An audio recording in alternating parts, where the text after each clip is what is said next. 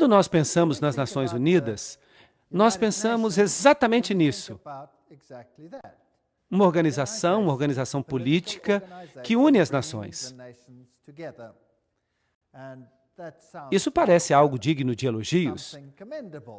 E a pergunta é, será que isso é tudo? Vocês se lembram que na Torre de Babel, Deus separou as nações? Agora, se vocês observarem a sede das Nações Unidas em Nova York, vocês verão que é de fato um edifício notável. É um edifício grande chamado Nações Unidas. Ele é um edifício grande e o nome Nações Unidas foi cunhado pelo presidente Franklin D. Roosevelt dos Estados Unidos.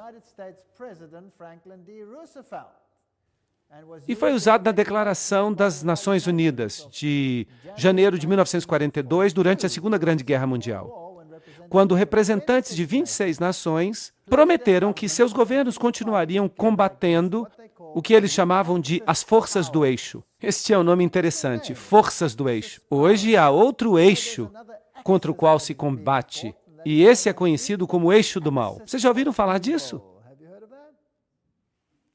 A precursora das Nações Unidas foi a Liga das Nações, e essa era uma organização concebida em circunstâncias similares durante a Primeira Guerra Mundial e estabelecida em 1919 por meio do Tratado de Versalhes para promover a cooperação internacional e para buscar paz e segurança. Eu estou tirando isso diretamente da página da internet das Nações Unidas. Então não há nada estranho nisso, isso é apenas história.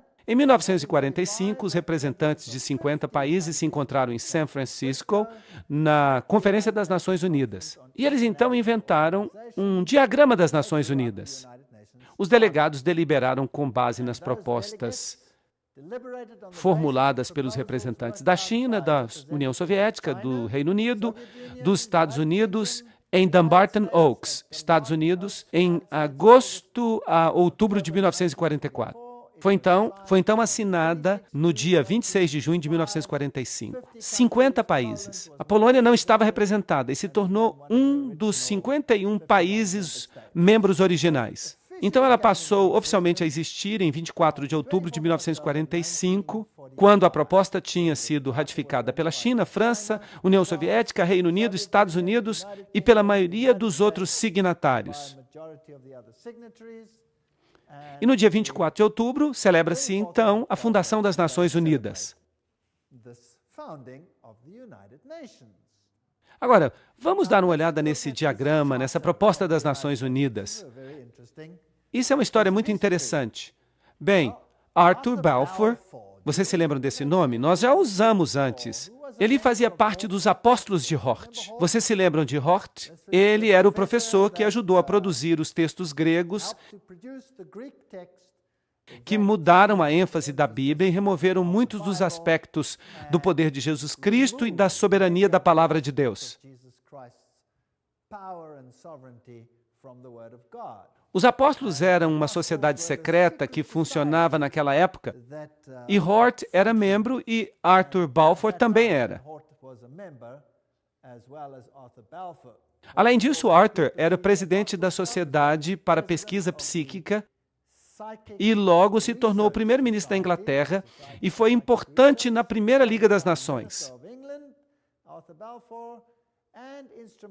E esse ministro se tornou também, é claro, participante ativo da escritura do diagrama ou da proposta inicial da Liga das Nações. E foi essa proposta que formou a base das Nações Unidas. E não somente ele comandava a Sociedade de Pesquisa Psíquica, que tinha encontros frequentes em sua casa, mas iniciou um grupo chamado a Sociedade Sintética, cujo objetivo era criar uma única religião mundial. Essa é uma parte interessante da história. Ele convidou Frederick Myers, da Sociedade de Pesquisa Psíquica, e juntos eles criaram o preâmbulo de todas as religiões. Isso inclui o dogma de que os espíritos que já se foram podem se comunicar conosco. E, obviamente, se você faz parte de uma sociedade assim, você tem que aceitar essa situação. Então vocês percebem que embutido nisso tudo está o desejo de unificar as religiões. Agora vamos dar uma olhada em algumas figuras históricas das Nações Unidas. Alger Hiss se tornou o secretário-geral em exercício depois do estabelecimento das Nações Unidas. Em 16 de abril de 1945, nessa edição da revista Time, ele é chamado de um dos jovens mais brilhantes do Departamento de Estado. Foi Hiss e Joseph Johnson, que depois se tornou secretário dos Bilderbergers. Percebam que as sociedades secretas estão nisso. Foram eles que escreveram a maioria das propostas iniciais das Nações Unidas. Esses maçons de postos elevados, os Bilderbergers, foram os responsáveis por essas propostas. Agora, nós sabemos em que eles criam.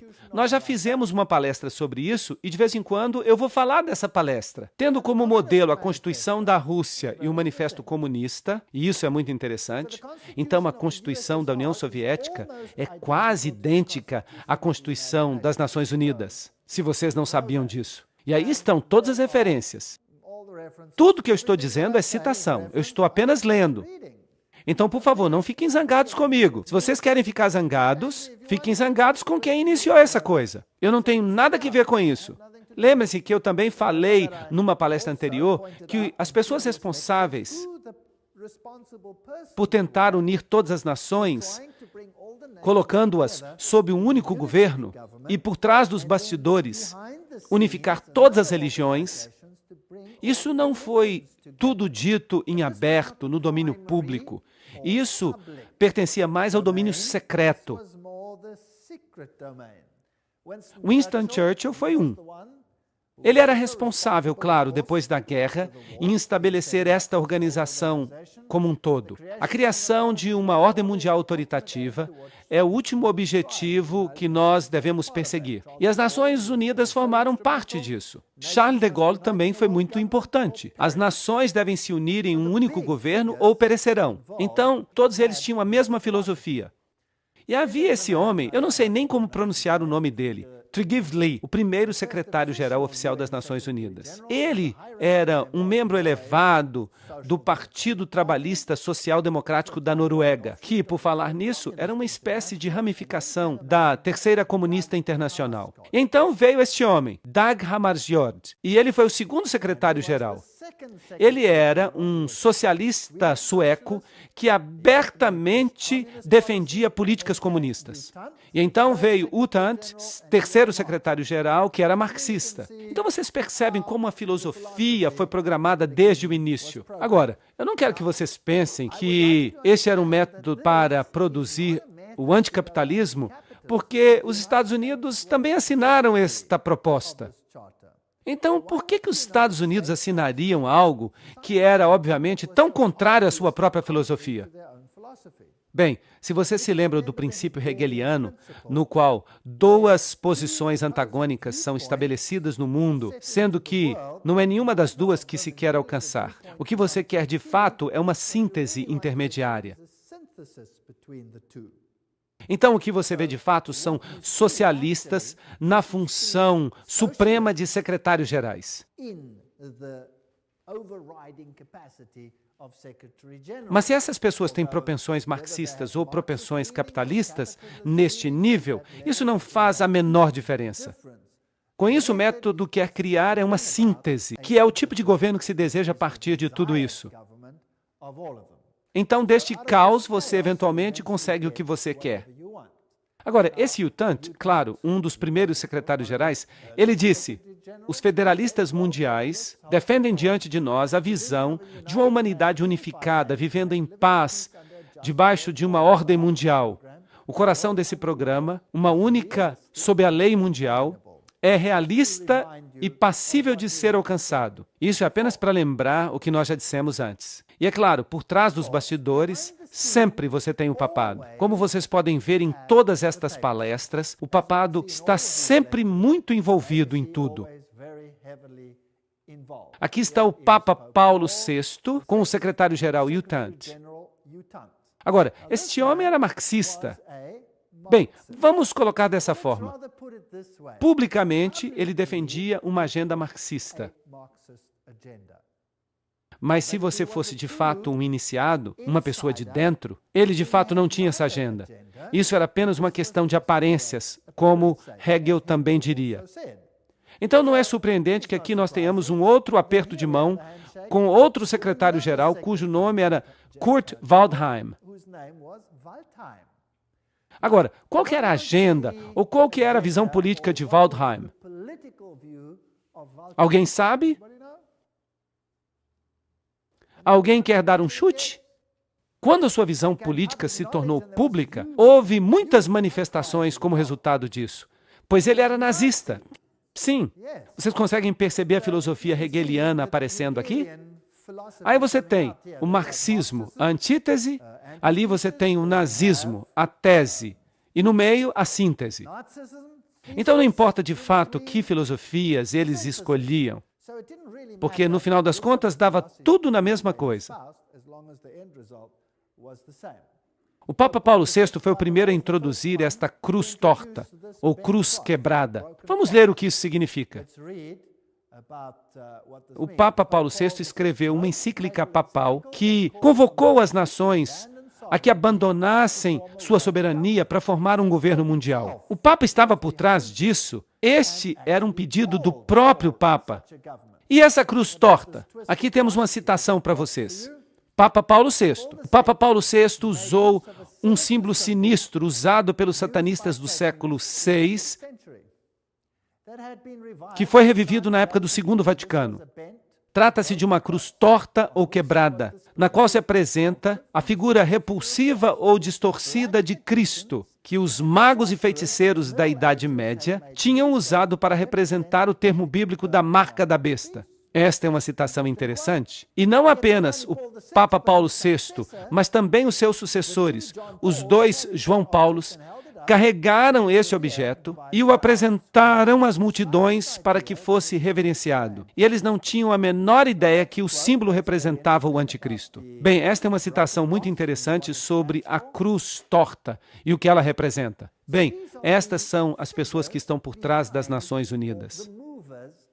Assim, o Papa, solicitando essa ordem, os secretários gerais aceitando o seu pedido, repetindo esse pedido nos dois lados da divisão política, para que parecesse uma filosofia atrativa para os dois lados. Agora, e o aspecto espiritual? Há uma organização interfé que é chamada de Templo da Compreensão. E eles publicam este boletim que é chamado de Boletim da Boa Vontade Mundial. Agora, nós temos que ver de onde vem a autoridade de uma organização assim? Porque há muitas pequenas organizações, e talvez esta aqui fosse apenas mais uma pequena organização. Então, quem são essas pessoas que formaram o Templo da Compreensão com este Boletim da Boa Vontade Mundial, uma organização afiliada às Nações Unidas? É sempre bom a gente dar uma olhada nos fundadores. Bem, fundado por Juliet Hollister em 1960, o Templo da Compreensão tem como um de seus objetivos a criação de uma Nações Unidas espiritual. Nesta obra, para promover a compreensão entre as religiões, na base da unidade da família humana, o templo tem contado entre os seus membros e apoiadores com pessoas de influência mundial, como U Thant. Bem, aí está o próprio secretário-geral. Você não pode subir além disso. Eleanor Roosevelt, isso é interessante, Thomas Merton, Jawaharlal Nehru, Anwar el-Sadat, S. Radhakrishnan, além do centro principal em Nova York, porque há outras pessoas influentes que apoiam. Esta não é apenas uma organizaçãozinha que opera em uma das alas. Esta é uma organização importante. E onde é que ela funciona? Ela tem uma sede na Catedral de São João o Divino. Isso já está ficando até tedioso, não é verdade? Sempre a mesma coisa. Ela tem sucursais na Índia e no Reino Unido, representantes na África, América Latina, Ásia, no Oriente Médio. Trata-se de um movimento universal para unificar as religiões. Bem, vamos dar uma olhada nesta catedral interessante. Aí está ela, a Catedral de São João o Divino. A catedral está localizada no número 112 da Avenida Amsterdã, um quarteirão a leste da Broadway. A maior catedral do mundo. Isso é muito interessante. A Catedral de São João o Divino, em Nova York, é a igreja-mãe da Diocese Episcopal de Nova York e a sede de seu bispado. Lembrem-se que é aí que eles tinham um Cristo fêmea, e foi aí que aconteceu aquela discussão sobre a ordenação de bispos homossexuais. Um monte de coisa estranha de fato acontece nesta catedral. Um pouco mais de história. Jim Garrison, presidente da Fundação Gorbachev para a Nova Era, que foi uma fundação fundada por Gorbachev em Nova York, disse: nós vamos acabar tendo um governo mundial. Isso é inevitável. Vai haver conflito, coerção, mas depois consenso. Isso tudo vai fazer parte do que vai ser necessário para dar origem à primeira civilização global. Então vejam que aí está a agenda deles. Philip Jessup, membro da Corte de Justiça Mundial, uma pessoa muito importante, certo? Ele escreve: eu acredito que a soberania nacional é a raiz de todos os males. As nações, obviamente, terão que abrir mão de sua soberania para esta organização. E parece que já estão fazendo isso. O segundo manifesto humanista declara: nós deploramos a divisão da humanidade em termos nacionalistas. Nós alcançamos um ponto de mutação na história humana, no qual a melhor opção para transcender os limites da soberania nacional é avançar em direção à construção de uma comunidade mundial. Isso aparece no Manifesto Humanista 1 e 2. São todos documentos oficiais.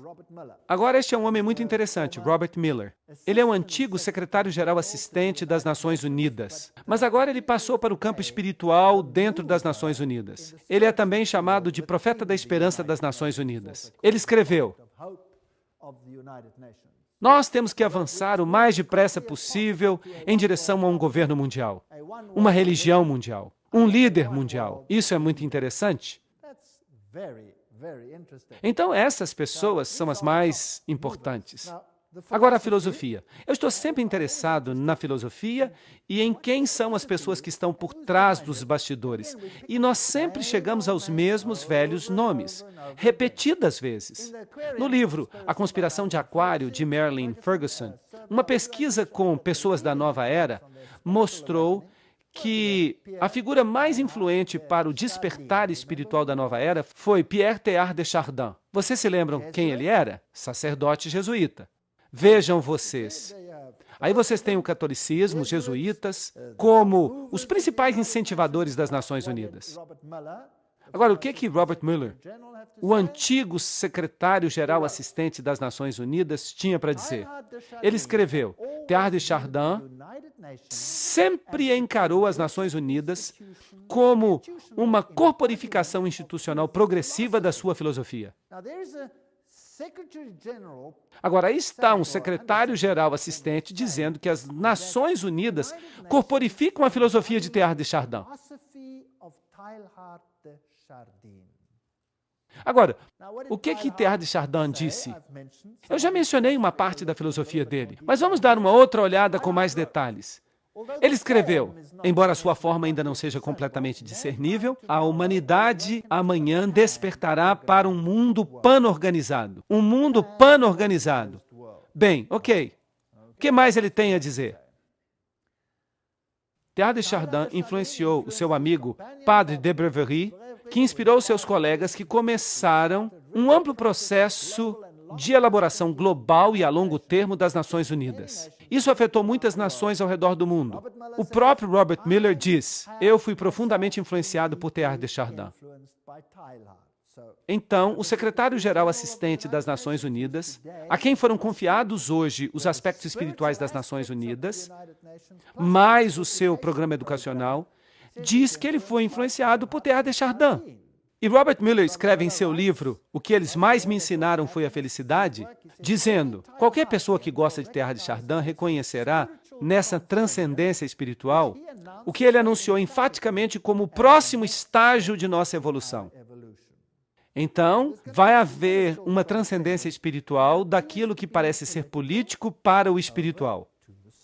Bem, nós já vimos na palestra anterior que Teilhard de Chardin era um sacerdote jesuíta francês, eugenicista, marxista, panteísta, evolucionista, que talvez tenha estado envolvido naquele famoso embuste do homem de Piltdown.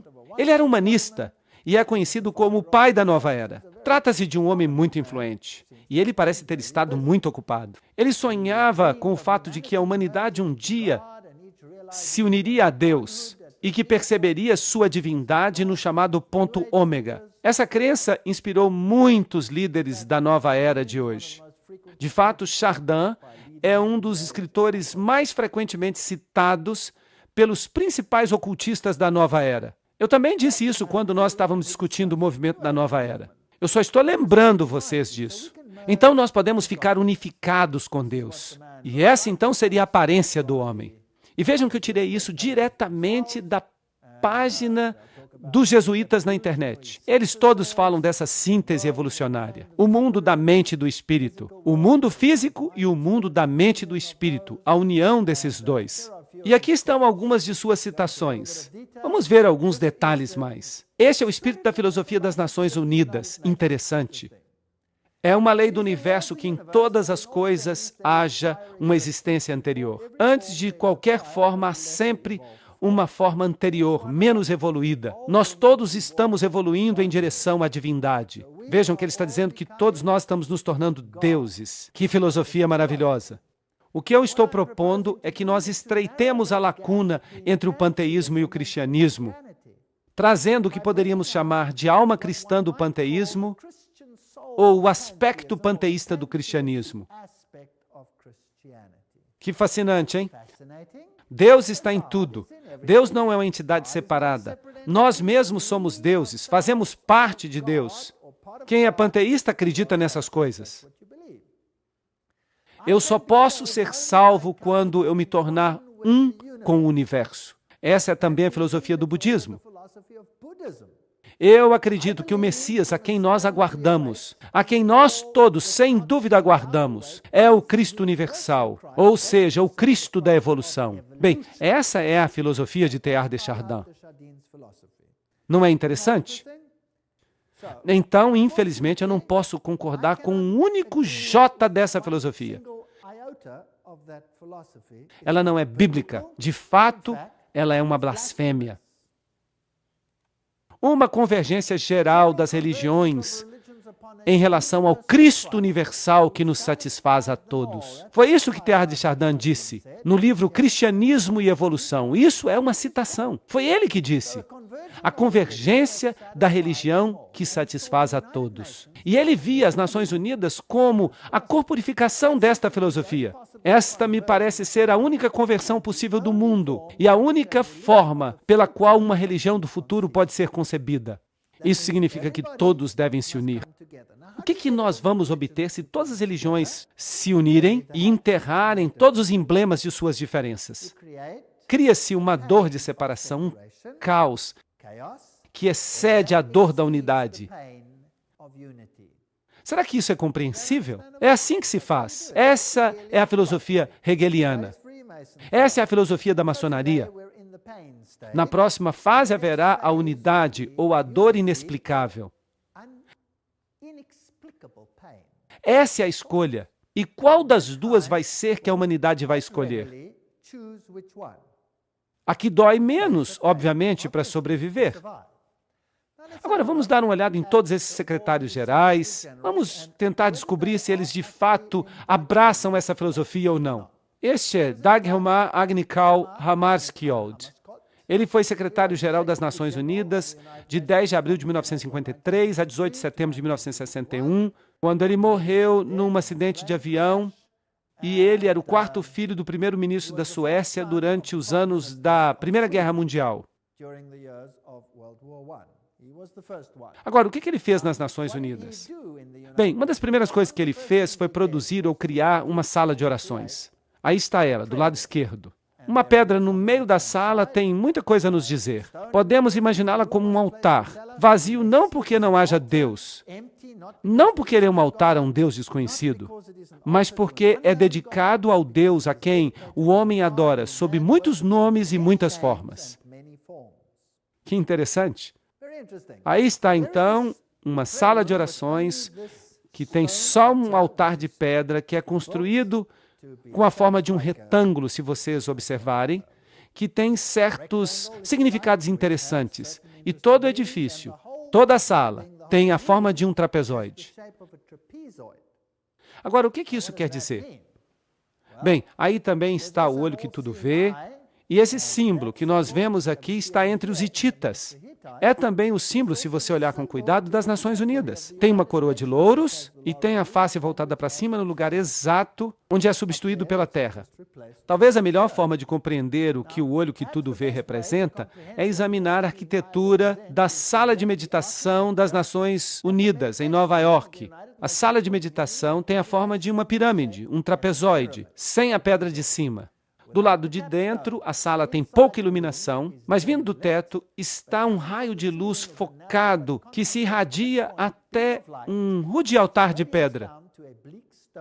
Na parede que está bem em frente, temos um mural moderno fantástico. E ele dinamicamente está cheio de símbolos do ocultismo, contendo 27 triângulos de várias configurações, uma mistura de pano de fundo preto, branco e colorido. E também uma linha vertical em forma de cobra. No centro está o olho que tudo vê, que atrai a atenção de milhões que visitam as Nações Unidas, com sua imagem surpreendente de suspeita e onipresença. Esta é uma citação de Tex Mars. E vejam algumas citações mais. A sala de meditação se volta para o norte e noroeste. Para entrar na sala, deve-se proceder das trevas para a luz. De fato, a ordem mediana da Irmandade Satânica é chamada de a Ordem do Trapezoide. E Anton LaVey, o fundador da Igreja de Satanás, se refere a um princípio do ocultismo conhecido como a Lei do Trapezoide. Então parece que nós temos uma sala cheia de ocultismo e que é dedicada a um Deus que pode ser servido sob qualquer nome. O que eu conheço tem um nome apenas. E Robert Miller, o padrinho espiritual das Nações Unidas e antigo secretário-geral, ele escreve o seguinte: podem-se contar várias histórias tocantes da transformação espiritual que as Nações Unidas têm realizado, a tal ponto que este pequeno lugar na Terra está se tornando terra sagrada. Por exemplo, o economista racional e intelectual Dag Hammarskjöld teve um encontro com Deus nas Nações Unidas e encontrou ali inspiração para sua obra como servo do mundo nos místicos da Idade Média. Vejam que ele não encontrou a sua inspiração da Bíblia. Ele a encontrou onde? Dos místicos. E nas suas extremidades, a sua decoração está cheia de espiritualidade e misticismo. Aí está. Essas são as palavras das próprias Nações Unidas ou de seus representantes, dizendo de onde esta inspiração veio. Agora vamos voltar um pouco até Foster e Alice Bailey. Alice Bailey foi a pessoa que recebeu mensagens ditadas de um espírito e que é conhecida como a profetisa da nova era. Eles começaram um grupo chamado Boa Vontade para o Mundo, uma ONG oficial dentro das Nações Unidas. E a declaração de propósito deste grupo é cooperar no mundo todo para a preparação do reaparecimento do Cristo.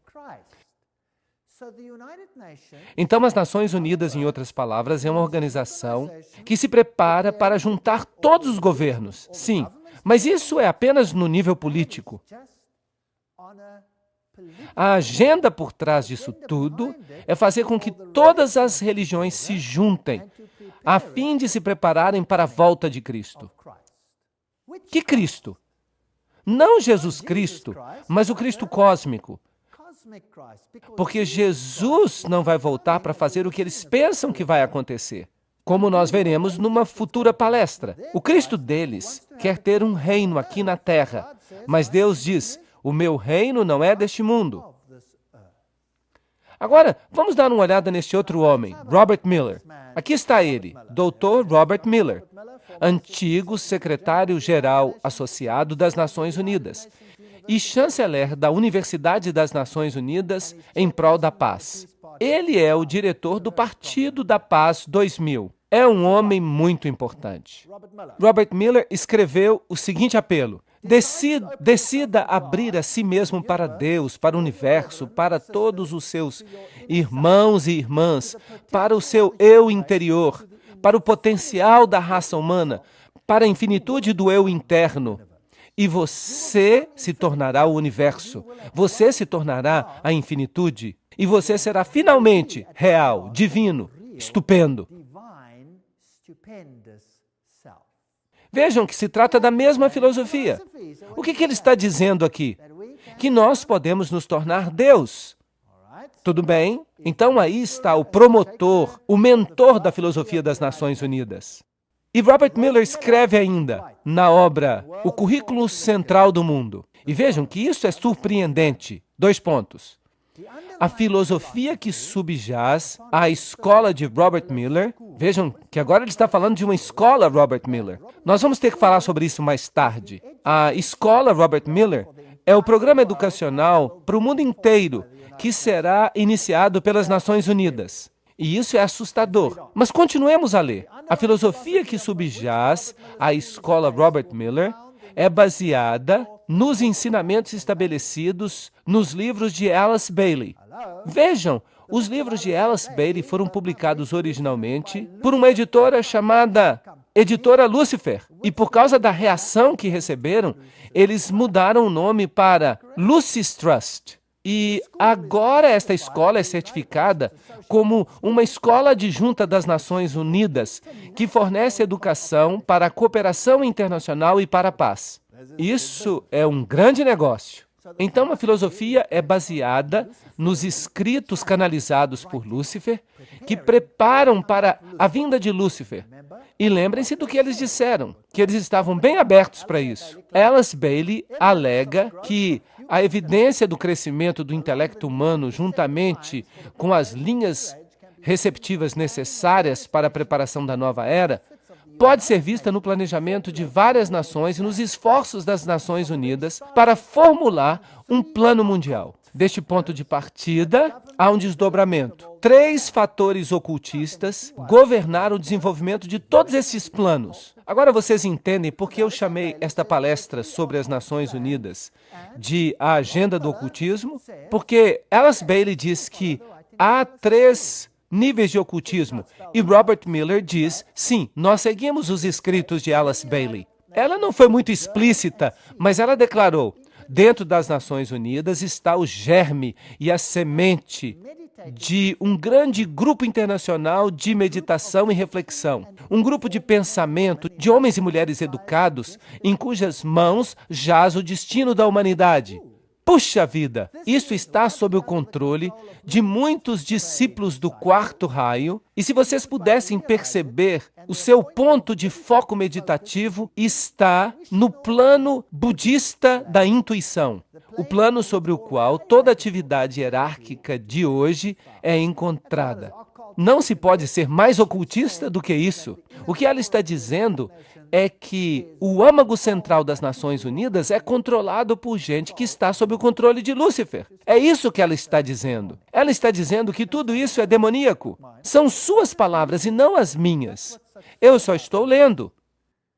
Helena Petrovna Blavatsky, fundadora da Teosofia, ela foi a precursora, claro, dos livros de Bailey. E a Teosofia foi, então, levada por Annie Ward Besant para lá. E então, de lá, foi levada para Alice Bailey. E aqui está a grande invocação que vai ter que ser lida e decorada por toda criança no futuro. Do ponto de luz dentro da mente de Deus, que o raio de luz saia para as mentes dos homens, que a luz desça sobre a terra. Do ponto de amor dentro do coração de Deus, que o amor saia para os corações dos homens, que Cristo retorne à terra. Mas este Cristo não é Jesus Cristo.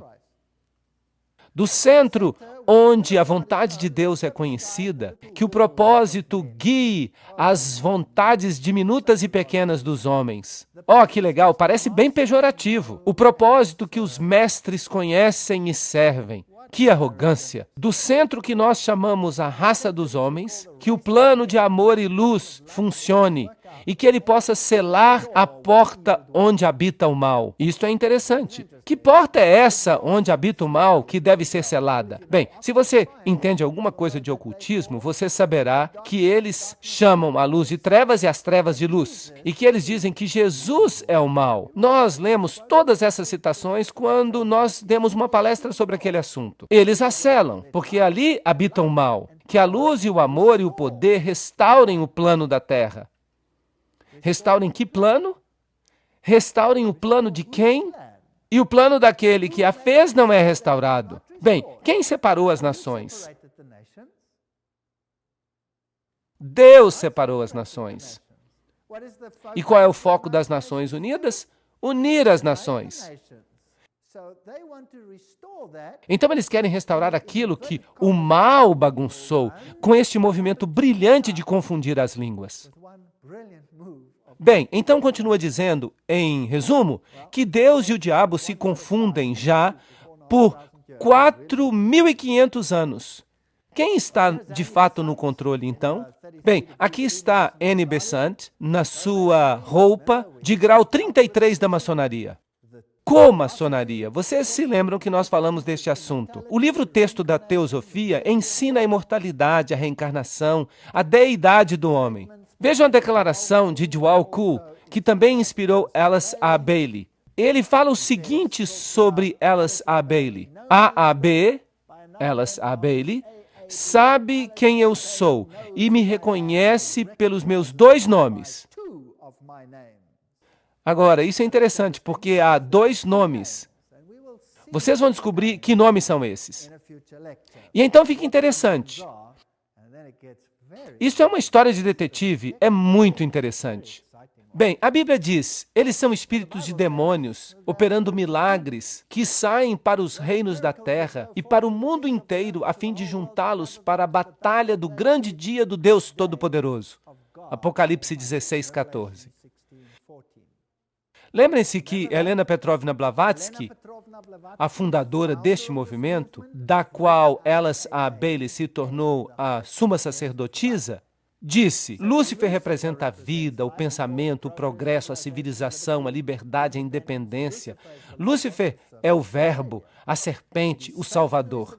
É Satanás que é o Deus de nosso planeta e o nosso único Deus.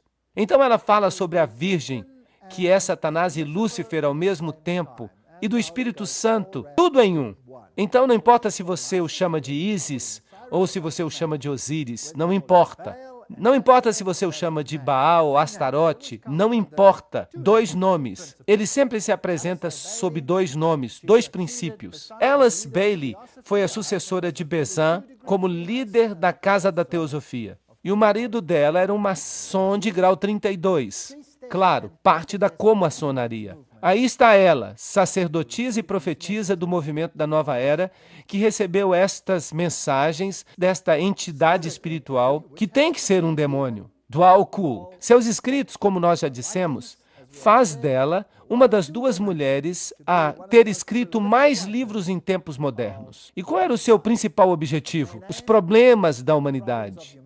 Juntar a humanidade de novo, preparar o mundo para a volta de Cristo.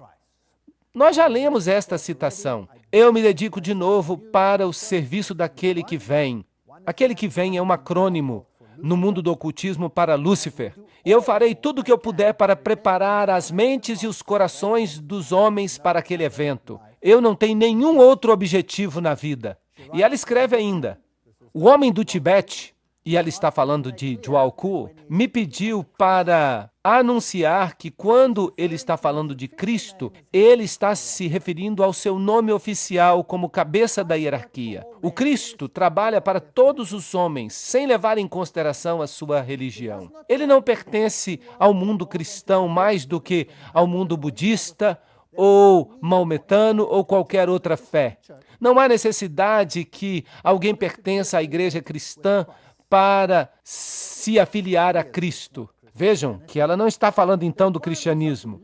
As exigências são de amar o semelhante, viver uma vida disciplinada, reconhecer a divindade em todas as religiões e todos os seres e governar a sua vida diária com o amor. Amor, amor, amor, amor. Amor até gotejar. Este é o evangelho moderno. Ninguém mais pode advertir o outro. Ninguém mais pode falar de pecado. Ninguém mais pode falar de salvação. Ninguém mais pode apontar para Jesus Cristo como Salvador. Mas se você ama alguém, você não se vê na obrigação de advertir essa pessoa dos problemas que jazem à frente? E Alice Bailey escreveu, em primeiro lugar, ele vai voltar para um mundo que é essencialmente unificado. Vejam que não precisa estar todo unificado. O principal efeito da sua aparição certamente será demonstrar para todos os países os efeitos de um espírito de inclusão. Então, seu principal objetivo será desenvolver um espírito de inclusão. Uma inclusão que será canalizada ou expressa através dele. Então, o seu espírito trabalhará para fazer com que isto aconteça. E ela escreve, todos aqueles que buscam relacionamentos humanos corretos serão automaticamente atraídos a ele. Ahá! Então, não temos que buscar a Jesus Cristo. Nós temos que buscar os relacionamentos humanos corretos. Vocês percebem que a ênfase fica toda na humanidade? Todos que buscam estas coisas serão automaticamente atraídos a ele. Quer eles pertençam a uma grande religião do mundo ou não. Nós precisamos, então, de um espírito de inclusão. Bem, vamos continuar a leitura. Todos aqueles que não veem nenhuma diferença básica entre as religiões, ou entre os homens, ou entre as nações, o rodearão. Perceberam isso? Então, se eu não vejo diferença entre o cristianismo e o budismo, e eu não vejo diferença entre o hinduísmo e o cristianismo, então eu o rodearei. Se eu não vejo diferença entre as nações, eu o rodearei. E continua a leitura. Aqueles que corporificam o espírito da exclusão e da separação, igualmente serão automaticamente revelados, e todos os homens saberão quem eles são. Isso é legal. O que a Bíblia fala sobre este assunto? A Bíblia diz, saí e separai-vos. A Bíblia pede um espírito de separação. Por sua própria natureza, as Nações Unidas não têm opção a não ser pedir que tipo de espírito? De inclusão. Agora, se os maiores promotores por trás dos bastidores são, de fato, ocultistas e seguidores de Lúcifer, isso não é assustador? Porque então quem seria o cabeça por trás dos bastidores? Satanás. Satanás seria o cabeça. Ele seria o chefão. Agora, o problema é essa diferença.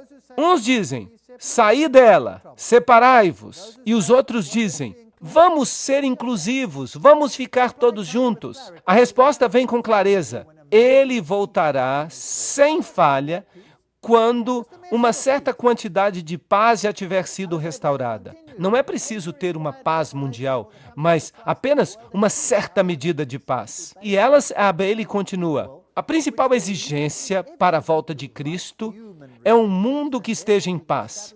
Contudo, essa paz deve se basear na boa vontade das pessoas educadas. E isso, inevitavelmente, levará às relações humanas corretas e, portanto, ao estabelecimento de linhas de luz entre as nações, entre as religiões, entre os grupos e entre os homens. Então, a única forma que nós vamos ter esta comunidade é se nós nos unirmos em um cadinho e nos tornarmos um apenas. Isso significa abrir mão das nossas diferenças. E ela continua. Descubram os membros do novo grupo de servidores mundiais, sempre que possível. Fortaleçam suas mãos. Busquem-nos em todas as nações e expressem muitas linhas de pensamento e pontos de vista. Lembrem-se sempre que na doutrina e no dogma, nas técnicas e nos métodos, eles podem diferir amplamente de vocês, mas eles têm o mesmo amor pelos seus semelhantes. Esta se tornou a religião do novo mundo. Não o amor a Deus, mas o amor aos semelhantes. Continuando, na boa vontade prática e na devoção para o estabelecimento de relações humanas corretas, eles estão do seu lado. Eles são seus iguais e provavelmente ensinam o mesmo tanto. Então, eles estão dizendo, esqueçam-se de todas as diferenças religiosas. Promovam sem cessar a obra da boa vontade mundial, para que toda nação possa ter o seu grupo de homens e mulheres dedicados ao estabelecimento de relações humanas corretas. Todo o poder foi dado, então, aos homens, em vez de a Deus. E é com base nesse ensinamento que Cristo levantará a superestrutura da irmandade dos homens, pois as relações humanas corretas são uma expressão do amor de Deus. Isso é tudo que nós ouvimos nos sermões do Novo Mundo. O que é importante são as relações humanas corretas. O que é importante é que nós aceitemos uns aos outros, independentemente de quem sejamos. O que é importante é que nós saiamos de mãos dadas. Mas e a fidelidade a Deus? E os princípios bíblicos? Não, eles dizem que nós temos que abrir mão deles.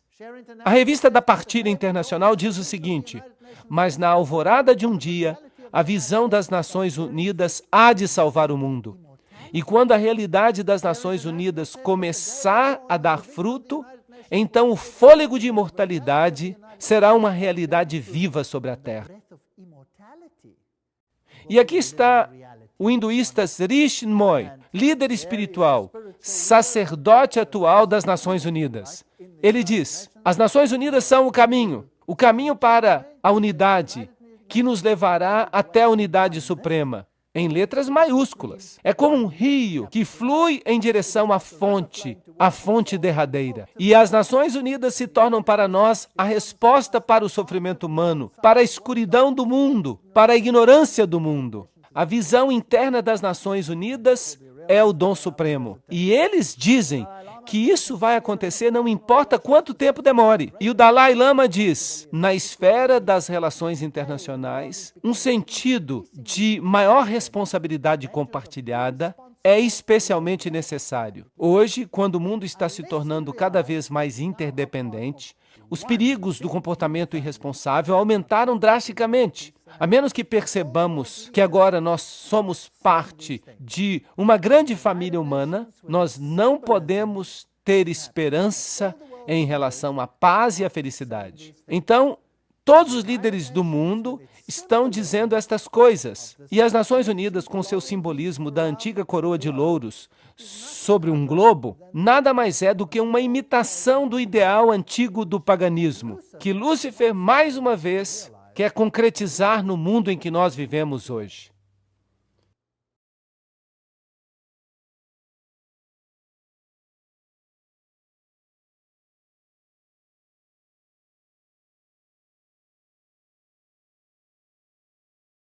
Como já vimos, o símbolo das Nações Unidas é muito semelhante a um velho símbolo hitita.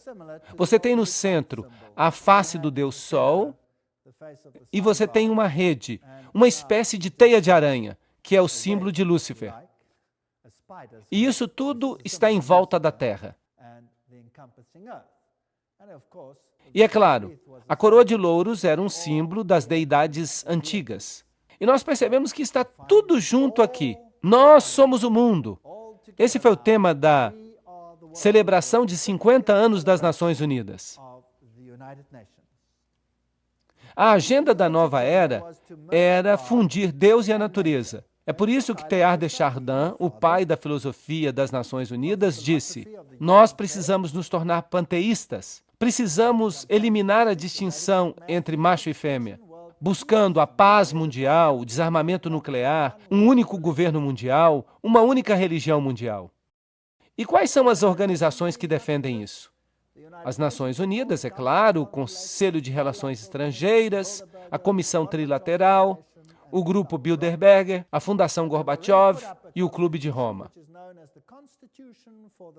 E eles já até escreveram uma Constituição, que é conhecida como a Constituição da Federação da Terra. Então, nós já temos uma Constituição Mundial. Agora, obviamente, se você quer causar uma situação assim, você tem que influenciar a educação do mundo para que a forma de pensar das pessoas mude. Então, a educação é um ponto muito importante. Isso nos leva diretamente às páginas deles na internet. Bem, você não pode dizer que isso é boato. Vem diretamente deles. O mundo não vai mudar e não haverá paz se não houver uma nova educação. Escrito por U Thant, antigo secretário-geral das Nações Unidas. Nós precisamos de uma nova educação. A velha educação não serve mais. E o antigo diretor da Organização Mundial da Saúde, o Dr. Brock Chisholm, que é, claro, uma organização das Nações Unidas, diz: para conseguir um governo mundial, é necessário remover das mentes dos homens o seu individualismo. Isso é assustador, não acham?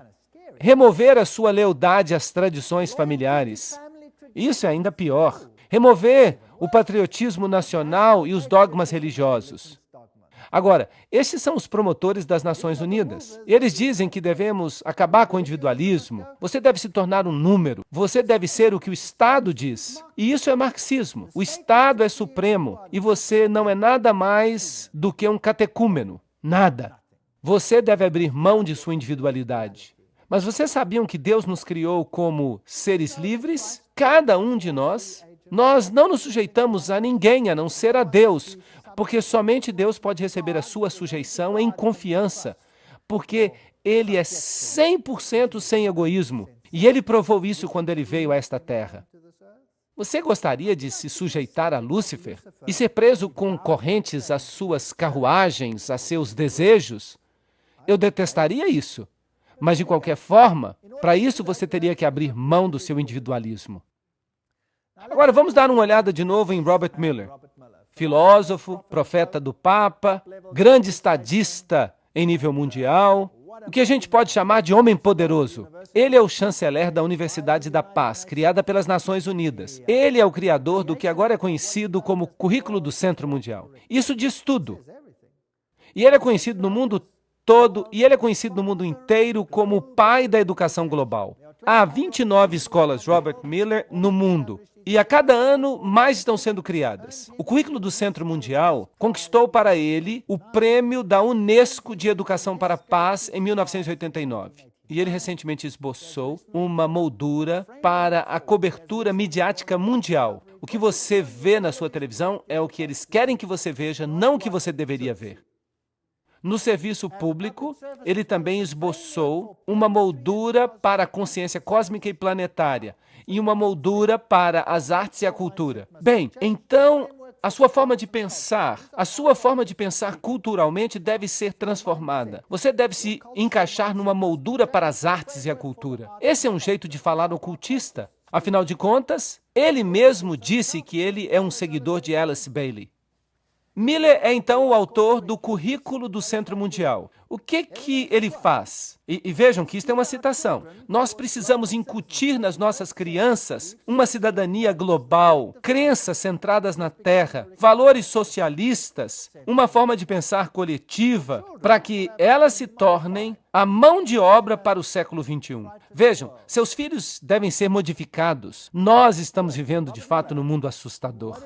O que Robert Miller escreve sobre esse Currículo do Centro Mundial? Ele diz: um currículo de centro mundial pode parecer utópico hoje. No final do ano 2000, será que nós já passamos isso? Sim. Será uma realidade diária na Terra. O que ele está dizendo aqui? Todas as escolas do mundo.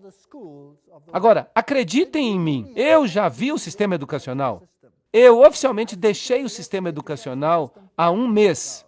E o que eu tenho visto nos últimos anos, as mudanças, é de arrepiar o cabelo. Tudo isso é de arrepiar o cabelo. É de arrepiar o cabelo. Se é isso que nos espera, então que Deus ajude este mundo. Nós já vimos que ele diz que sua filosofia se baseia em Alice Bailey. E o Currículo do Centro Mundial está ligado a essa unol.org. E qual é o seu ensinamento? O nosso lar planetário, a paz no universo, em um lugar por vez. Tudo isso faz parte de histórias evolucionistas. A família da humanidade, essa humanidade global, o milagre da vida individual e os centros coordenadores do mundo, tudo isso está aí. As escolas internacionais Robert Miller, o que será que elas ensinam? Bem, elas têm, por exemplo, o Instituto Xamã. E eles têm todos esses interessantes símbolos do ocultismo e as coisas que eles representam. Eleusis, olhos que tudo veem, a psicologia humanística. E esse aqui é um dos pontos de ensinamento das escolas Robert Miller. Um facilitador xamânico, astrólogo, operador do círculo sagrado, autor do livro Iniciação e Astro-Xamanismo. Ele fala aos guias interiores. E o que mais? Ele diz que a oficina oferece ferramentas práticas para a jornada até as dimensões estáticas, além do tempo convencional. Ele diz, o programa inclui jornadas xamânicas, uso de tambores, festas cerimoniais, recuperação da alma, conexão com os guias e espíritos. Isto é espiritismo do pior tipo. E isto é proibido na Bíblia. Não admira que a Bíblia não faça parte dos livros desta organização. E Robert Miller diz, no nível mundial, as Nações Unidas adotaram uma estratégia de desenvolvimento econômico mundial. Alimento, agricultura, este é o Plano de Alimento Mundial. E um plano de saúde mundial, um plano de alfabetização mundial, um plano de emprego mundial, um plano de indústria mundial. Eles já planejaram cada detalhe de nossas vidas. Agora, outra organização que é muito importante é a Unesco. Vamos dar uma olhada na Unesco. É uma suborganização das Nações Unidas. E Julian Huxley é o antigo diretor da Unesco. Ele foi escolhido humanista do ano. Ele é um filósofo ateu, membro do Bureau Colonial Comunista, da Sociedade Britânica Fabiana e um signatário do Segundo Manifesto Humanista. Na minha opinião, essa não é uma boa recomendação. E tem mais.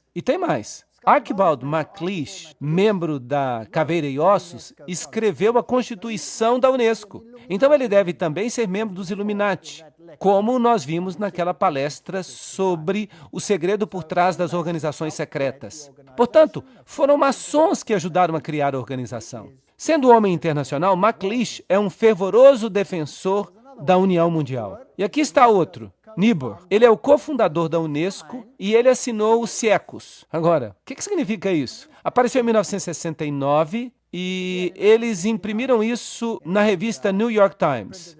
O que é CIECUS? Vejam o que dizem os seus fundadores. É a posição do CIECUS que o controle de natalidade deveria ser disponível a todos, inclusive aos menores, que devem desfrutar dos mesmos direitos de acesso livre e independente ao controle de natalidade que as demais pessoas.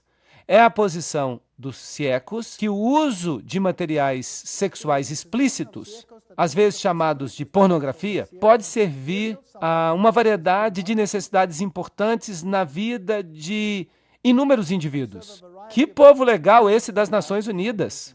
E é por isso que, nas nossas escolas primárias agora, faz parte obrigatória do currículo que nós tenhamos detalhes sexuais explícitos, explicados, todos em nome de se prevenirem doenças sexualmente transmissíveis. E ali também incluem os atos mais estranhos e libidinosos. De fato, nossas universidades estão oferecendo o título de doutor honorário àqueles que são mais pervertidos neste assunto. Sim, é verdade. E Huxley, que foi o primeiro diretor, disse, em seu programa educacional, a Unesco pode enfatizar a necessidade última de uma unidade política mundial e familiarizar todos os povos com as implicações da transferência de sua soberania plena, etc., etc. Vejam que são todos pássaros de uma mesma pena. E a própria Unesco explica, se a Unesco é atacada em termos de que ela está ajudando a preparar as pessoas do mundo para um governo mundial, é um erro nós precipitarmos negações e declarações apologéticas. Sejamos francos, o trabalho da Unesco é ajudar a criar e promover os elementos da cidadania mundial. Diante desta acusação, nós devemos admitir de todas as formas e em todos os momentos. É isso que a própria Unesco diz. Então, eles não negam nada. Sob a orientação de Huxley, eles prepararam um guia para professores. Agora, eu gostaria que os pais prestassem atenção. Por favor, todos os que têm crianças, anotem isso. O que é esse livro Guia das Nações Unidas para os Professores? Este livro diz que é quando se destruírem o amor à pátria e o patriotismo, é que será dado o primeiro passo na educação da criança para a cidadania mundial. Vamos olhar outras coisas que este livro-guia tem. No volume 5, na página de abertura, está escrito: na sala de aula com crianças com menos de 13 anos de idade. Quando a criança entra na escola, a sua mente já foi profundamente marcada e marcada de forma prejudicial pelas influências anteriores, geralmente acontecidas no lar. Oh, isso é interessante. Então, isso precisa ser mudado. Então, quem é que está colocando esses pensamentos prejudiciais nas mentes das crianças? Os pais. Isso precisa ser mudado.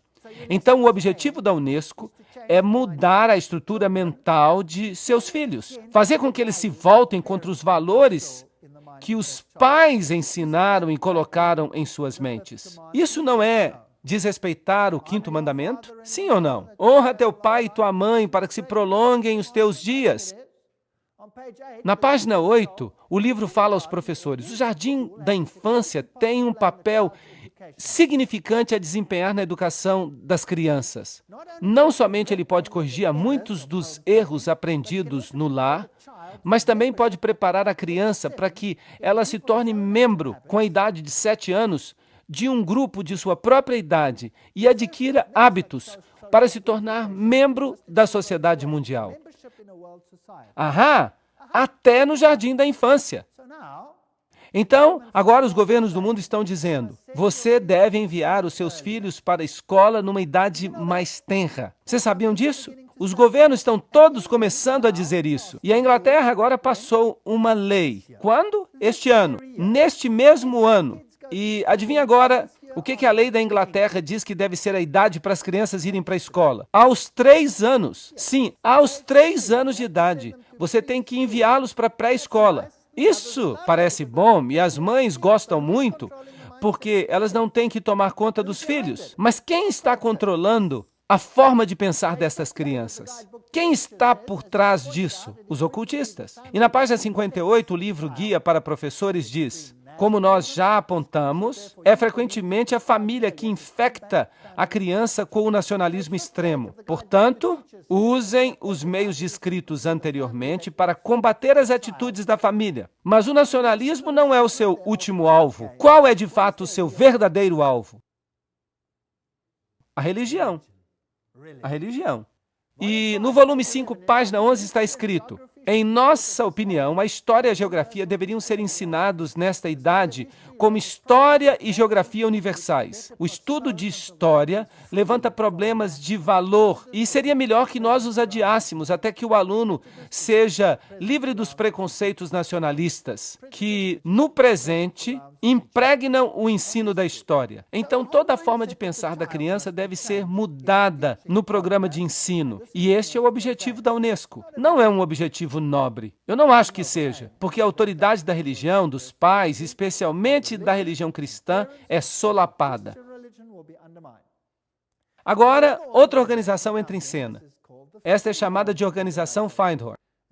E eles promovem a saúde ecológica e a prosperidade ecológica. Você já ouviu falar de ecologia hoje em dia? Sim. Agora, de novo, nós temos que buscar as pistas. Nós temos que sempre fazer um trabalho de detetive. Por causa da conexão de São Francisco, isso é, Francisco Xavier, com a natureza, o Papa João Paulo II o escolheu como santo padroeiro da ecologia. Agora, São Francisco de Assis vem lado a lado com Inácio de Loyola, o jesuíta, só para vocês saberem. E é no dia de São Francisco que milhares de pessoas vão até a Catedral de São João o Divino. É uma catedral onde se abençoam os animais. Também o ocultista Robert Miller, que é o antigo secretário-geral associado das Nações Unidas, nos informa que São Francisco foi declarado santo padroeiro das Nações Unidas. O Papa faz, as Nações Unidas imitam. Quem está realmente em controle? Roma. E aí está ele. Se você quiser orar para ele, você pode. Se você não quiser orar para ele, você pode ignorar. O secretário-geral das Nações Unidas, U Thant, formou a organização Cidadãos Planetários com a atividade da nova era encabeçada por Donald Keyes. Agora nós estamos fazendo as ligações.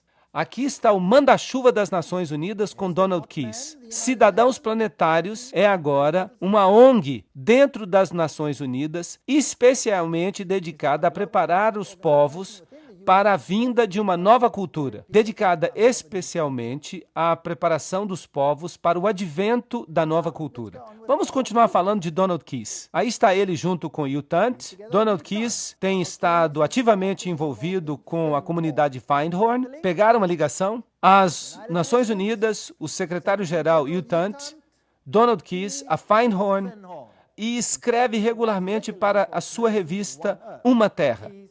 E Donald Keys escreveu: os grupos da nova era estão focando e entrando em um novo estágio, um estágio relacionado ao mundo. Eles estão maduros o suficiente para começar a ajudar a carregar o peso do fardo da humanidade. A disseminação de valores da nova era é como se fosse um fermento unificador na massa humana e pode ser um ingrediente crítico para a emergência com sucesso dos anos 80. Agora vamos tentar entender melhor a Findhorn. O seu logotipo é a chama de Lúcifer. Eles usam símbolos ocultistas, eles usam uma flor de lótus, e eles falam sobre sermos divinamente ordinários e divinamente humanos. O que nós estamos falando aqui? Que nós somos Deus. Deus falou a mim. Agora, quem é esse Deus que fala a eles? Bem, vamos perguntar ao seu porta-voz. Este é David Spangler. Aí está um de seus livros, Pai Místico e Místico Pai. E aí está o que essa educação vai fazer com seus filhos. Vocês sabiam disso? David Spangler, porta-voz da comunidade Findhorn, no norte da Escócia. Aqui é uma foto dele mais recente. Vamos ver o que ele diz. Ele escreve no livro Reflexões de Cristo: a verdadeira luz de Lúcifer não pode ser vista na tristeza, nas trevas, na rejeição. A verdadeira luz deste grande ser só pode ser reconhecida quando os nossos próprios olhos podem ver com a luz do Cristo, a luz do sol interior. Lúcifer opera dentro de cada um de nós a fim de nos curar. E à medida que nós nos movemos para uma nova era, que é a era da integridade humana, eles adoram esta palavra, integridade.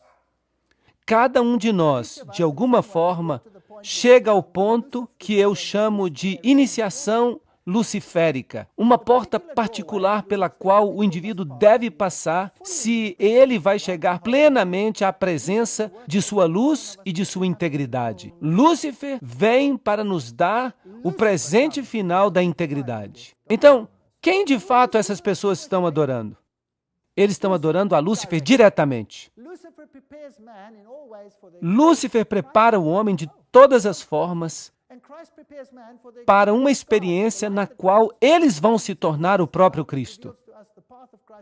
Nós nos tornamos Cristo? E o Cristo prepara o homem para a experiência de se tornar Deus. Mas a luz que revela para nós a presença do Cristo, a luz que revela para nós o caminho até Cristo, vem de Lúcifer. Ele é o doador de luz. Ele é sabiamente chamado de estrela da manhã, porque ele é a luz que anuncia para o homem o alvorecer de uma consciência maior.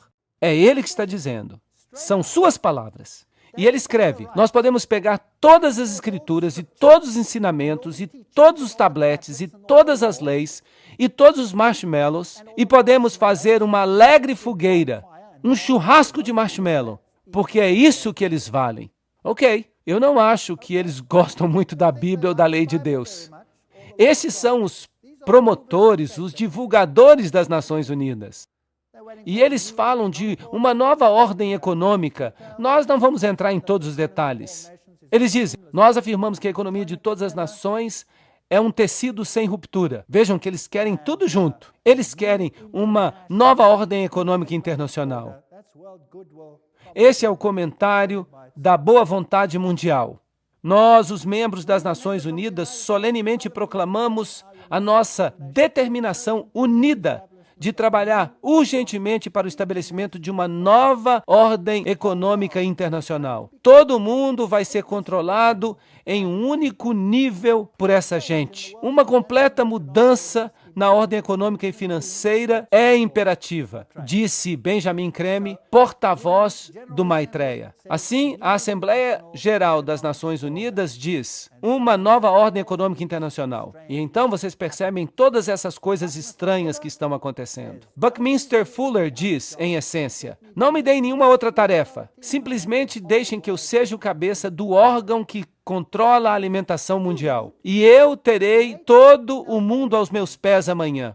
Eles vão usar o alimento para criar uma tensão suficiente para fazer com que todos aceitem. E Benjamin Creme também escreveu, os industriais, os economistas, os administradores de grande experiência e realização, que com a hierarquia, e ele está falando de um monte de demônios, que com a hierarquia tem desenvolvido planos e manuais que solucionarão os problemas de redistribuição do mundo quando houver vontade política suficiente para implementá-los. Isso significa quando eles começarem a roubar daqueles que têm para dar aos que não têm. E o próprio Maitreya, este Cristo da nova era, diz, as Nações Unidas são a principal esperança do mundo. Em seus interrelacionamentos, nós podemos ver um exemplo de democracia, o símbolo para essa expressão da vontade de Deus, que os homens chamam de boa vontade. Com o advento do Cristo, essa boa vontade fará com que todos os homens e todas as nações desenvolvam relacionamentos corretos e criem as circunstâncias necessárias para a expressão dessa síntese, que será o principal aspecto da civilização vindoura. Nesta empresa vasta, as Nações Unidas desempenharão um papel principal. Lembram de Apocalipse 17? Os 10 chifres que vocês viram são 10 reis que ainda não receberam reino, mas por uma hora eles receberão autoridade como reis, juntamente com a besta. Eles têm um propósito, e eles darão o seu poder e autoridade à besta. Eles farão guerra contra o Cordeiro. 10 regiões, de acordo com Gary K. O Clube de Roma dividiu o mundo em 10 regiões e escreveu a nova Constituição. E nós temos esta nova civilização. E uma conferência aconteceu no Fairmont Hotel, no auditório maçônico em São Francisco. E um documento da conferência diz: nós estamos experimentando o nascimento da primeira civilização global, uma iniciativa global, oportuna, histórica, em 1995. E foi aí. E eles estavam prontos para isso. A CIA, a OTAN, o MI5, o CFR, todos eles têm símbolos ocultistas. Pena que não tenhamos tempo para entrar em detalhes. A Comissão Trilateral era o 666, o 666 está no Tesouro Americano, SSS, que era a 6ª letra original do alfabeto grego, o F é a 6ª letra do nosso alfabeto, tudo isso dá 666. Agora, e essas religiões mundiais? E esse é o X da questão, se nós quisermos nos concentrar nesta questão hoje à noite. Isto será o centro do que vai acontecer. Não seria inevitável que as Nações Unidas, mais cedo ou mais tarde, adquirissem uma dimensão espiritual? É isso que diz Robert Miller, o chefão por trás da educação mundial, da mídia mundial, da Universidade da Paz, todas essas coisas. Robert Miller escreve, há uma ilustração famosa que mostra Cristo batendo a porta do alto edifício das Nações Unidas, querendo entrar nele. Eu sempre visualizo na minha mente uma figura mais precisa, aquela de que as Nações Unidas representam o corpo de Cristo. Isso é interessante. Cristo não disse que o meu reino não é deste mundo? Então, este é outro reino. E este Cristo definitivamente não é Jesus Cristo. E ele então diz, o Papa João Paulo II disse que nós somos cortadores de pedra e artesãos de uma catedral que talvez nós nunca vejamos em sua beleza final. Ahá, esta é uma linguagem maçônica que o Papa João Paulo II está usando. E a tapeçaria dessa obra envolve a condição total da humanidade deste planeta. E tudo isso faz parte de uma das páginas mais prodigiosas da evolução. Vai requerer o desligamento e a objetividade dos historiadores futuros, a fim de que eles avaliem plenamente o que aconteceu no último terço do nosso século e que compreendam a verdadeira significância das Nações Unidas. Nenhuma força humana será capaz de destruir as Nações Unidas. Muito interessante. pois as Nações Unidas não são um mero prédio ou uma mera ideia. Não é uma criação feita por homens. Aí está Robert Miller falando, o antigo secretário-geral das Nações Unidas. Se não foi feito por homens, então quem fez? Quem a fez se não foi o homem que a fez? Bem, eles nos falam sobre o seu líder em palavras explícitas. Quem é ele? Lúcifer. As Nações Unidas são uma visão de luz do Supremo Absoluto, linguagem maçônica, que está vagarosa, constante e infalivelmente iluminando a ignorância, a noite da nossa vida humana. O sucesso divino e o progresso supremo das Nações Unidas, eles estão prestes a se tornar realidade. Na hora da sua escolha, o Supremo Absoluto vai fazer tocar o seu sino de vitória aqui na Terra, através do coração amoroso e servidor das Nações Unidas. Uau, isso é uma bomba! Ele vai fazer soar o seu sino de vitória? Obrigado, Robert Miller. O que mais você tem a dizer nesta questão? Decida abrir-se ao potencial da raça humana, à infinitude de seu eu interno, e você se tornará o universo. Finalmente você será o verdadeiro e divino eu. Isso, de fato, coloca todos os ingredientes no bolo. Eu estou cada vez mais atraído a alguns dos ensinamentos mais simples e, no entanto, mais importantes do Cristo e de todos os grandes profetas e visionários. Eu estou cada vez mais convencido de que o que eles previram é o início daquilo que vai se tornar realidade neste planeta e de que a humanidade vai transcender, vai se metamorfosear naquilo que aqueles grandes sonhadores, visionários e profetas imaginaram. Nós estamos mudando, nós vamos sofrer uma mudança. As principais religiões do mundo, no final, todas vão querer a mesma coisa. Será? Embora tenham nascido em lugares diferentes e em circunstâncias diferentes neste planeta. O que o mundo precisa hoje é uma convergência das religiões diferentes em busca e na definição das leis cósmicas ou divinas que devem regular o nosso comportamento neste planeta. Um ecumenismo espiritual de escala mundial, expresso em novas formas de cooperação religiosa, nas instituições. Isso seria o mais perto que nós vamos chegar do Cristo ressuscitado. Muito obrigado, muito interessante. A paz será impossível, Robert Miller fala, sem que domemos o fundamentalismo através de uma religião unida, que professe fidelidade somente a uma espiritualidade global e à saúde deste planeta. Então, o fundamentalismo tem que ser domado. Vamos começar com o islamismo. E onde vocês acham que eles vão terminar? Certamente no cristianismo. A nova religião mundial deve se basear nas verdades que têm sobrevivido ao teste dos séculos. Elas estão constantemente tomando forma no pensamento humano, e por elas as Nações Unidas lutam. O meu grande sonho pessoal, escreve Robert Miller, é conseguir uma aliança eficaz entre todas as principais religiões e as Nações Unidas. Que fascinante! Não pode haver uma dissociação entre a Igreja Universal e a loja sagrada dos verdadeiros maçons e os círculos internos das sociedades esotéricas. É isso que Alice Bailey e Robert Miller dizem que é a sua filosofia. Então aí está, maçonaria, luciferianismo, este é o reino na Terra. Em junho de 1995, uma conferência de cúpula, Interfé, foi realizada em São Francisco, com o propósito de unificar as religiões do mundo em uma organização global.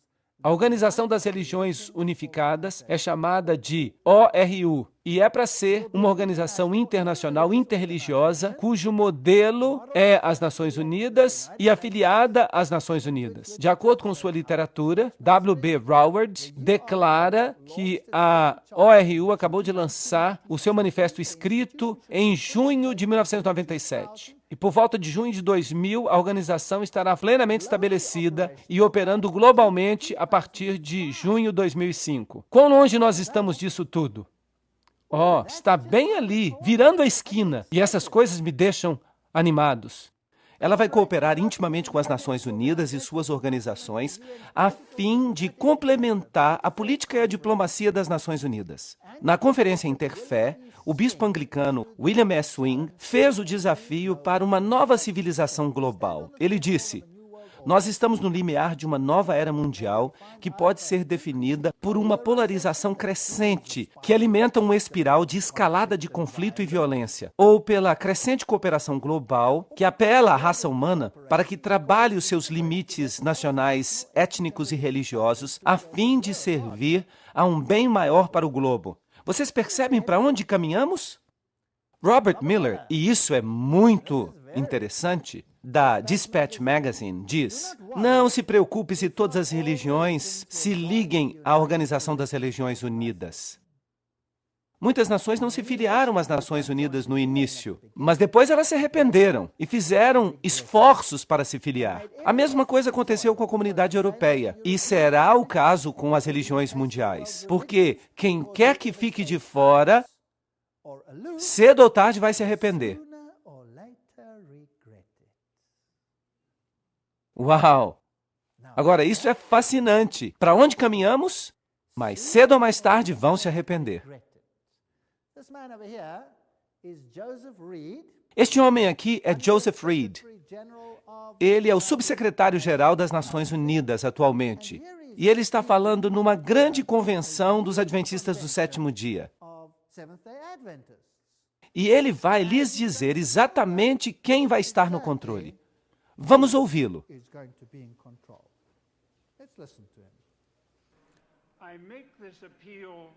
Eu faço este apelo porque as Nações Unidas são também a sua organização, a nossa organização mundial, a sua organização das Nações Unidas. Delegados, por favor, lembrem-se, as Nações Unidas são a única máquina que nós temos para a cooperação coletiva entre todas as nações.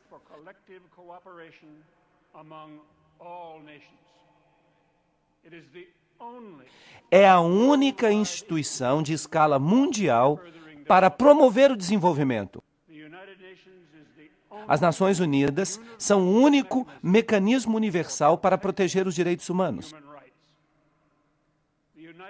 As Nações Unidas são a única moldura que compartilhamos para fortalecer a legislação internacional.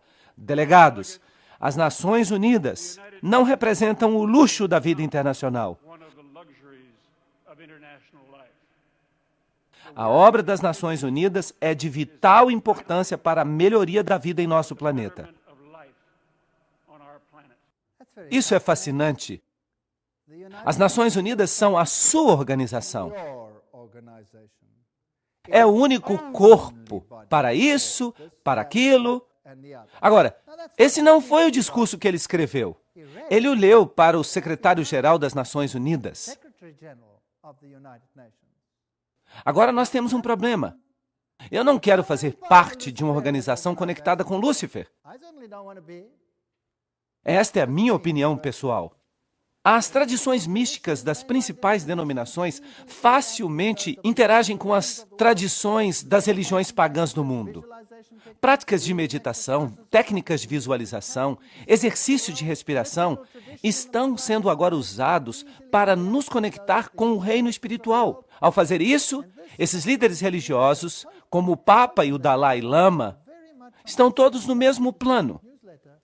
Carta de Discernimento, 1996. Uma religião para todos. O objetivo de uma religião mundial é a boa vontade mundial. Lembrem-se que todas essas são organizações filiadas às Nações Unidas, fundada por gente do mais alto escalão. As igrejas e as religiões mundiais deveriam indicar a unidade em todas as facetas da verdade que promoverão uma plataforma universal, uma plataforma à qual todos os homens, em todos os lugares, poderão pertencer. Essa plataforma deveria incluir a verdade de que todos os homens são divinos. Obrigado! Será que você pode fazer isso? Sim ou não? Eu espero que não. A verdade de que a evolução governa o crescimento do ser humano. Eu não creio nisso tampouco. Todo indivíduo é um Deus, todos os homens são divinos, e a evolução existe. O fato da imortalidade, da persistência eterna, a reencarnação, Isso tudo vem da divindade essencial de todo homem. Vejam que a Bíblia claramente nos ensina que não existe isso de encarnação, pois compete a todo homem morrer. Mas eu estou fazendo essas citações diretamente dos seus escritos. A preparação de homens e mulheres de boa vontade é necessária a fim de introduzir novos valores, novos parâmetros, novas atitudes, para preparar a vinda de um mestre mundial, as exigências de uma nova ordem mundial e uma reorganização da estrutura social. Eu mesmo não quero ter nenhuma parte com isso. Eu não quero nada disso.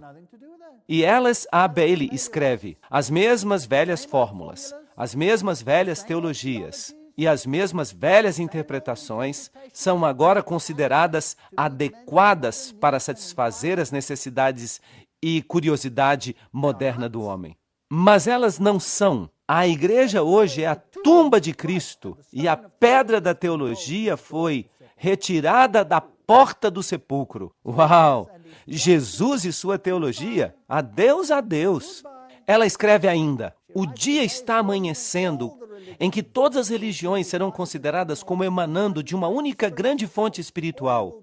Tudo será visto como uma união que fornece a raiz da qual a religião mundial universal inevitavelmente emergerá. Então não haverá mais nem cristão nem pagão, nem judeu nem gentio, mas simplesmente um grande corpo de crentes, reunidos de todas as religiões atuais. Isso parece bom, mas de quem será essa religião? Eles aceitarão as mesmas verdades, não os conceitos teológicos, mas conceitos essenciais à vida espiritual. Eles se levantarão juntos na mesma plataforma de irmandade e de relações humanas. Eles reconhecerão sua filiação divina e buscarão a união para cooperar com o plano divino. Essa religião mundial não é um sonho vão, mas algo que está definitivamente se formando hoje. Carta da Boa Vontade Mundial, 1993. Eu estou citando. Isso tudo vem das Nações Unidas. Então, obviamente, o mundo vai se mover em direção a esta plataforma unificada. E haverá aqueles que propagarão um espírito de separação. Isso está correto? Será que nós podemos ver isso acontecendo? E então haverá conflito. E Robert Miller diz que aqueles que não entrarem no jogo vão fazer o quê? Eles vão se lamentar. Então, obviamente, nós estamos caminhando para um confronto. Assim, os objetivos e esforços expressos das Nações Unidas produzirão fruto eventual e uma nova igreja de Deus, reunida de todas as religiões e grupos espirituais. Vejam, uma nova igreja de Deus. Eu não quero ser parte dessa nova igreja de Deus. Eu acho que ela me dá náuseas. Mas Miller continua dizendo: nós devemos esperar que o Papa venha antes do ano 2000 até as Nações Unidas e fale por todas as religiões e espiritualidades deste planeta e dê ao mundo a visão religiosa de como o terceiro milênio deveria ser um milênio espiritual, um milênio que testemunhará a integração e a harmonia da humanidade. Então, quem vai ser o porta-voz dessa nova religião mundial? O Papa. O plano está fazendo sentido. A revelação está se desdobrando. Isto é exatamente o que a Bíblia fala que vai acontecer. Em vez de ficarem desanimados e se sentirem miseráveis, levantem a cabeça e comecem a sorrir, porque nós vamos para casa. E isto é animador. As principais religiões do mundo devem apressar dramaticamente o seu movimento ecumênico e reorganizar a unidade de seus objetivos na diversidade dos seus cultos. As religiões devem cooperar ativamente para levar a alturas sem precedentes e uma melhor compreensão dos mistérios da vida e de nosso lugar no universo. A minha religião, certa ou errada, e a minha nação, certa ou errada, deve ser abandonada para sempre nesta era planetária. Vejam que eles não permitem mais que você diga que Jesus é o único caminho. Isso deve ser abandonado para sempre. Mas me desculpem, eu não vou abandonar isso. Eu me recuso. E eles continuam. Nós tivemos essa maravilhosa reunião, o Papa realmente apareceu diante das Nações Unidas e aconteceu um grande ensaio nas Nações Unidas para formar esta nova iniciativa ecumênica fundada por Ted Turner, e todo mundo está se reunindo sob um único partido religioso novo, sob os auspícios das Nações Unidas. Mas Apocalipse 13:3 diz: "E eu vi uma das cabeças como se tivesse recebido uma ferida de morte. E esta ferida mortal foi curada. E o mundo inteiro se maravilhou após a besta." E Josué 24:15 diz: "E se vos parecer mal servirdes ao Senhor, escolhei hoje a quem servireis. Se aos deuses que vossos pais serviram do outro lado do rio, ou aos deuses dos amorreus, em cujas terras vós habitais. Mas quanto a mim e minha casa, nós serviremos ao Senhor." Esta é a decisão que nós precisamos tomar. Estas são as questões diante de nós, e o triste é, e eu não estou inventando isso, eu estou lendo isto da tela. Eu não estou inventando. Eu queria que eu estivesse, mas eu não estou. Então nós estamos nos encaminhando para uma situação de crise. Mas nas palestras que virão, nós vamos dar uma olhada do outro lado da moeda. Nós já vimos bastante deste lado da moeda, não acham? Eu já estou cheio disso. Agora vamos dar uma olhada se Deus tem uma resposta para aquilo que Satanás está planejando. Agora, eu lhes dei um outro cartãozinho, como este, e eu tenho uma pergunta aqui. Eu estou começando a ver que a batalha não é realmente política. Perceberam isso hoje à noite? A batalha não é realmente política, mas é político-religiosa. Eles querem a sua adesão, eles querem a sua mente. Eu percebo que Satanás, ele organizou tudinho, a fim de que todo mundo, se possível, os próprios eleitos, sejam enganados e hipnotizados pelos seus estratagemas. Mas pela graça de Deus, o segundo ponto, eu não quero ser uma dessas pessoas enganadas. Eu preciso, mais do que estar apenas ciente do problema, eu tenho que fazer um esforço conjunto para encontrar a verdade e para permanecer sem ser enganado. E qual é o único canal pelo qual nós podemos descobrir a vontade de Deus? Digam-me. A Bíblia. Se Deus não nos tivesse dado a Bíblia, nós não teríamos esperança neste mar. Mas graças a Deus, Ele nos deu a Bíblia. O que nós faríamos sem ela? Eu não saberia onde nós estamos caminhando. Tudo pareceria lógico, tudo pareceria certo. Todos ficariam felizes e todos entraríamos no vagão deste povo. Certo ou errado? Mas eu quero saber como Jesus será o vitorioso nesta controvérsia. Tudo que vimos até agora é Satanás construindo o seu reino. É disso que fala o livro de Apocalipse. Mas eu estou interessado em aprender mais e eu vou planejar assistir às próximas palestras, porque é nelas em que o contraplano de Deus começará a ser discutido. Nós vamos voltar à Bíblia. Nós vamos descobrir o que Deus preparou para nós. E se eu, pelo menos, ousar perguntar, e levantem as suas mãos se vocês também querem isso. Você que percebe que Jesus está sendo erradicado do plano mundial. Quem percebe isso?